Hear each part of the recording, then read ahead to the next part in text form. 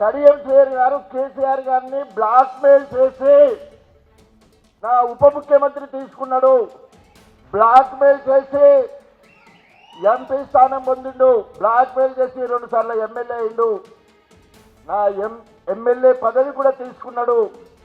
ఆఖరికి కేసీఆర్ గారు ఎంపీ నాకు ఇస్తాడంటే దానికి కూడా అడ్డుపడి అది కూడా రాకుండా చేసిన పెద్ద బ్లాక్మెయిలర్, చీటర్ వాడిని మనమందరం కలిసి తొక్కాలి.